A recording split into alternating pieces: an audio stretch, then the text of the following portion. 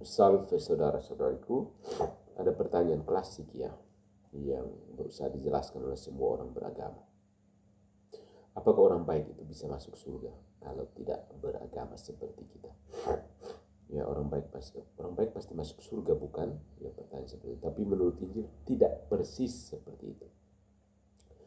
Setidaknya ada 4 hal yang menurut Kristus perlu kita lakukan untuk keselamatan kita.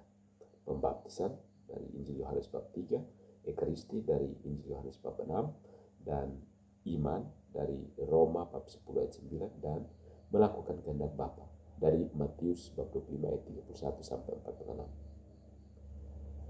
Dan tidak satu pun dari syarat-syarat ini adalah menjadi orang baik ya. Dan memang lebih baik seperti ini karena di zaman sekarang misalnya setiap orang punya gagasan yang berbeda-beda tentang apa yang baik. What is good? Apa itu kebaikan? Ya. Kristus telah memberi kita semua yang kita butuhkan untuk masuk ke dalam surga. Dia ingin kita semua hadir pada pesta perkawinannya, termasuk Anda. Tetapi kecuali Anda melakukan apa yang diperlukan untuk menghadiri pesta perkawinan tersebut, Anda tidak akan berada di sana. Ya. Dan kata-kata Kristus dalam Matius bab 7 ayat 13 sampai 14 ini lebih masuk akal. Masuklah melalui pintu yang sesak itu, karena lebarlah pintu dan luaslah jalan yang menuju kepada kebinasaan, dan banyak orang yang masuk melaluinya. Karena sesaklah pintu dan sempitlah jalan yang menuju kepada kehidupan, dan sedikit orang yang mendapatinya. So,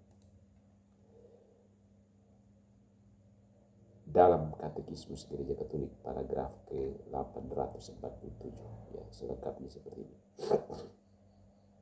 Penegasan ini ditujukan kepada mereka yang bukan karena kesalahan mereka sendiri tidak mengenal Kristus dan gerejanya. Itu mereka yang bukan karena kesalahan mereka sendiri tidak mengetahui Injil Kristus atau gerejanya, namun tetap mencari Tuhan dengan hati yang tulus dan tergerak oleh kasih karunia, mencoba dalam tindakan mereka untuk melakukan kehendaknya sesuai dengan yang mereka ketahui melaluinya, sesuai dengan hati nurani mereka, mereka juga dapat mencapai keselamatan abadi.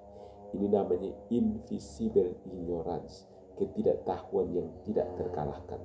Mereka kan tidak tahu tentang Tuhan dan gereja Katolik. Jadi Tuhan tidak akan menghakimi mereka dari ketidaktahuan mereka. Ini sama sekali tidak tahu.